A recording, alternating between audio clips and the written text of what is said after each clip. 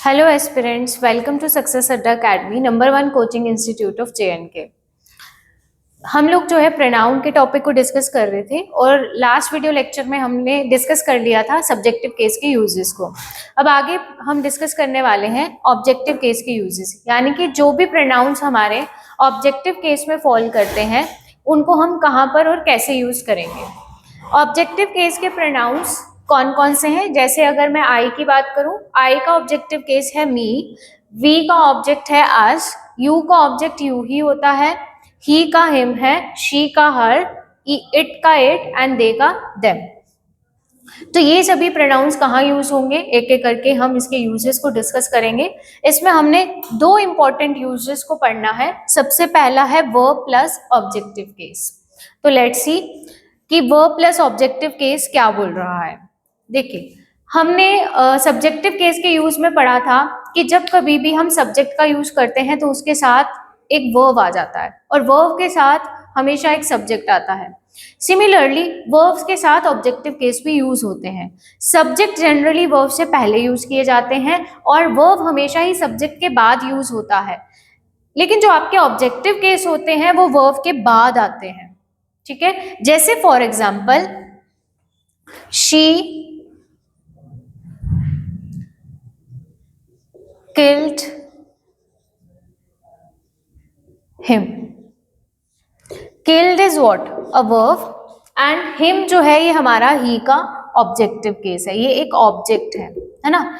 तो वर्ब के बाद जो हमने प्रोनाउन यूज किया है उसका नेचर क्या है? ऑब्जेक्टिव केस है। ये सब्जेक्ट यहाँ पर नहीं आ सकता था, यहाँ हम अगर ही यूज करेंगे तो वो गलत हो जाएगा।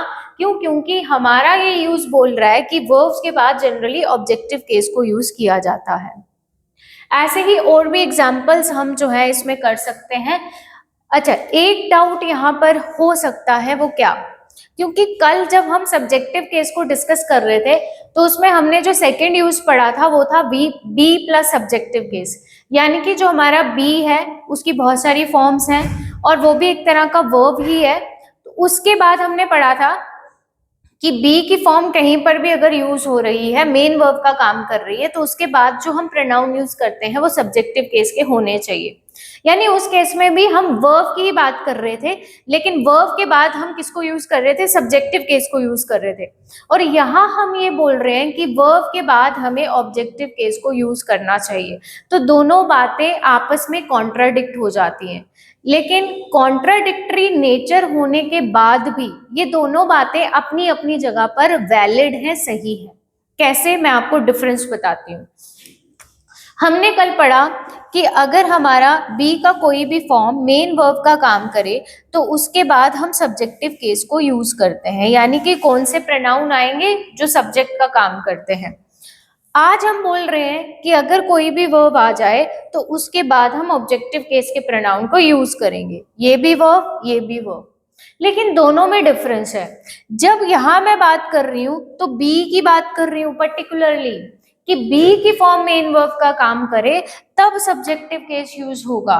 और इस वाले यूज में जो हम वर्ब की बात कर रहे हैं वो बी के अलावा कोई और वर्ब हो सकता है, यानी कि ऑब्जेक्टिव केस तब आता है जब बी के अलावा कोई सा भी वर्ब है जो मेन वर्ब है, फिर हम ऑब्जेक्टिव केस को के प्रोनाउन यूज करेंगे। और इस केस में हमने पढ़ा था कि बी की फॉर्म मेन वर्ब का काम करे फिर सब्जेक्टिव केस आते हैं। जैसे यहाँ पर जो किल्ड है ये कोई बी की फॉर्म नहीं है, ये हमारा किल वर्ब का सेकेंड फॉर्म ऑफ वर्ब है और इसमें हमने इसके बाद ऑब्जेक्टिव केस को यूज किया। वहीं अगर यहाँ पर कोई बी की फॉर्म यूज की होती, वो मेन वर्ब का काम करती, तो हम हिम की जगह ही लिख सकते थे। I hope the concept and the difference between these two uses is clear to you. अभी हम इसी वर्ब प्लस ऑब्जेक्टिव केस में कुछ और एग्जाम्पल्स भी पढ़ेंगे। जैसे I like she। Here आपको दिख रहा होगा कि ये सेंटेंस जो है वो ग्रामेटिकली इनकरेक्ट है अगर हम इस यूज की बात करें। जी हाँ, बिल्कुल ये गलत है। क्यों? क्योंकि लाइक जो होता है वो एक वर्ब है और वर्ब के बाद हमने शी लिखा है जो एक सब्जेक्टिव केस का प्रोनाउन है, और according to this use we have to use objective case of she here. तो सेंटेंस सही कैसे किया जाएगा? आई लाइक शी की जगह आई लाइक हर लिखा जाएगा, यानी कि वर्ब के बाद क्या आ गया? Objective case. तो ये बात आपको हमेशा याद रखनी है, किसी भी सेंटेंस में अगर हम वर्ब को यूज कर रहे हैं तो उसके बाद जो भी प्रोनाउन लिखा जाएगा उसका नेचर ऑब्जेक्टिव केस होना चाहिए, यानी कि वो एक ऑब्जेक्ट का काम करने वाला प्रोनाउन ही होना चाहिए। Now second use of objective case. Objective case के सेकेंड यूज में कहा जा रहा है प्रेपोजिशन प्लस ऑब्जेक्टिव केस, यानी कि जब भी हम प्रेपोजिशंस को यूज करते हैं किसी भी सेंटेंस में, तो उन सेंटेंसेस में अगर प्रेपोजिशन लिखा गया है तो उसके बाद प्रोनाउन जो होगा वो ऑब्जेक्टिव केस का होना चाहिए। इसके भी हम कुछ एग्जाम्पल्स करेंगे ताकि ये यूज आपको क्लियर हो जाए। तो let's take some examples. Like I say, she divided the sweets among you and he। तो ये जो हमारा सेंटेंस है इसमें हम देख सकते हैं among जो है वो एक preposition है। She divided the sweets among you and he, और according to this use preposition के बाद जो pronoun आएगा वो objective case का होना चाहिए, जबकि यहाँ जो हमने यूज किया है हम चेक करेंगे क्या वो ऑब्जेक्टिव केस का प्रोनाउन है या नहीं है। यहाँ पर यू लिखा हुआ है और यू के केस में हम जानते हैं कि यू का सब्जेक्ट भी यू है और ऑब्जेक्ट भी क्या है? यू है। तो लेट्स सी कि यहाँ पर सब्जेक्ट है कि ऑब्जेक्ट है।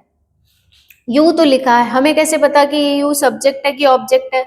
यूज के अकॉर्डिंग यहाँ पर प्रेपोजिशन के बाद ऑब्जेक्ट ही आना चाहिए, तो ये ऑब्जेक्ट ही होगा, सब्जेक्ट नहीं हो सकता। सब्जेक्ट क्यों नहीं हो सकता? क्योंकि अगर ये सब्जेक्ट होता तो इसके बाद वर्ब होता, according to subject verb agreement, इसके बाद कोई वर्ब है नहीं। और वैसे भी इस यूज में हम पढ़ रहे हैं कि प्रेपोजिशन के बाद क्या आना चाहिए? ऑब्जेक्टिव केस, इसलिए यू यहाँ पर क्या है?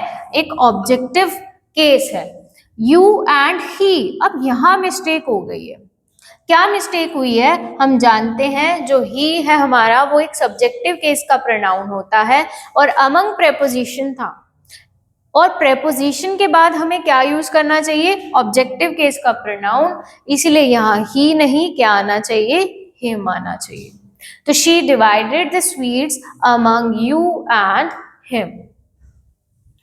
तो this is the example of preposition plus objective case. Let's take more example.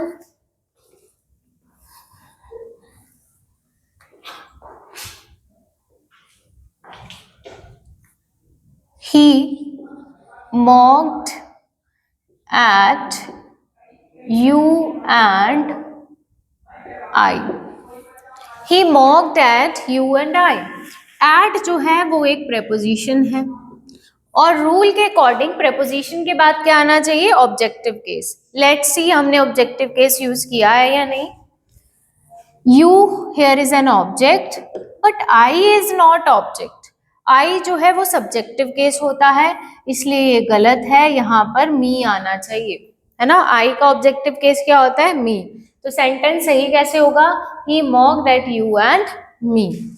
तो ये हमारा सेकेंड यूज था जिसमें आपको याद रखना है कि किसी भी सेंटेंस में अगर प्रेपोजिशंस यूज किए जा रहे हैं तो प्रेपोजिशन के बाद प्रोनाउन जो है वो हमेशा ऑब्जेक्टिव केस का यूज होगा।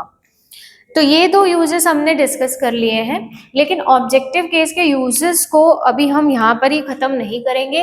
इसके बाद भी मैं आपको एक स्पेशल केस जो है प्रेपोजिशन प्लस ऑब्जेक्टिव केस में बताऊंगी, जो है बट का केस, तो उसको भी हम समझ लेंगे। Case of but.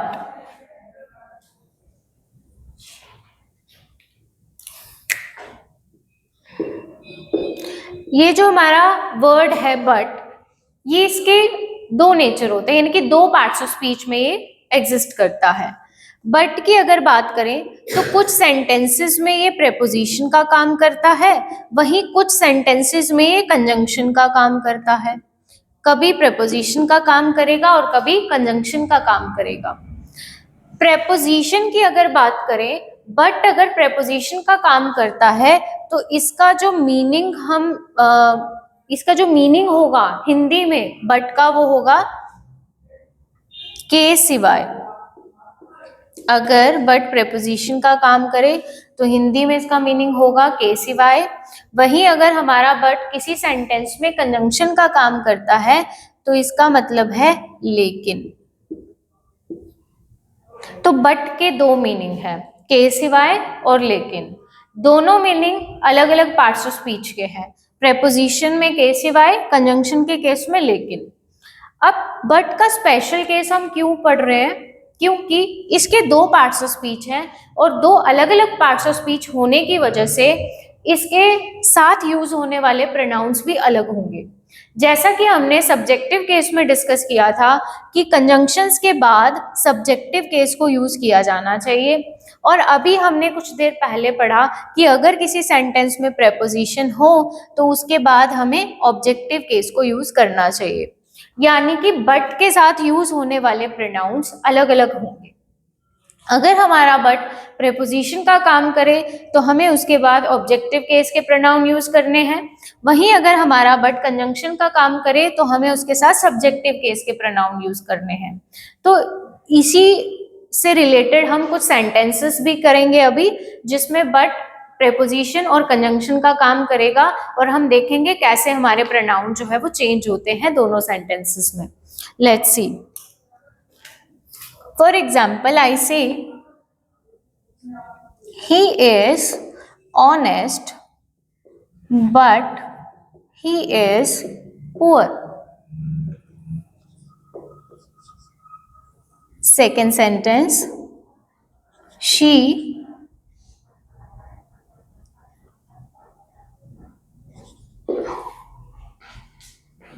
is well off, but she is greedy. Another sentence, nobody knew the answer, but everyone attended the party, but she। यहाँ पर मैंने बोर्ड पे 4 सेंटेंसेस लिखे हैं और चारों ही सेंटेंसेस में बट का यूज हुआ है। फर्स्ट सेंटेंस की अगर हम बात करें तो लेट्स सी हमारा बट यहाँ पर प्रेपोजिशन है या कंजंक्शन है। कहा गया है he is honest but he is poor. वो ईमानदार है लेकिन वो गरीब है, यानी कि जो हमारा बट है वो इस सेंटेंस में कंजंक्शन का काम कर रहा है। कैसे? कंजंक्शन वो वर्ड्स हैं जो दो सेंटेंसेस को, दो क्लॉजेस को या दो वर्ड्स को ज्वाइन करते हैं। वैसे ही ये जो वर्ड है वो ही इज ऑनेस्ट एक अलग सेंटेंस था, ही इज पुअर अलग सेंटेंस था, दोनों को इसने ज्वाइन किया है, ये कंजंक्शन का काम कर रहा है। और कंजंक्शन के बाद हमें जो प्रोनाउन यूज करना है वो सब्जेक्टिव केस का होगा, इसलिए हमने यहाँ पर ही को यूज किया। क्यों? क्योंकि ही सब्जेक्टिव केस का प्रोनाउन है। हम यहाँ हिम को यूज नहीं कर सकते थे।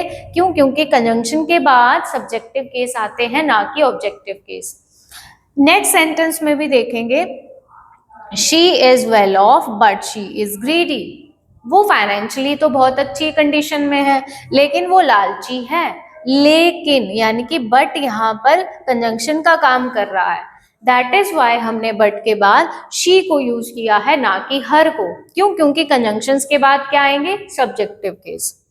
Next sentence, nobody knew the answer but he. किसी को आंसर नहीं पता था उसके सिवाय, है ना।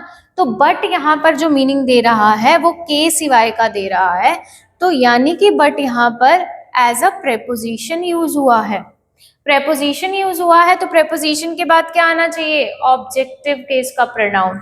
लेकिन हमने क्या यूज किया है? सब्जेक्टिव केस को, यानी कि ये सेंटेंस ग्रामेटिकली इनकरेक्ट है।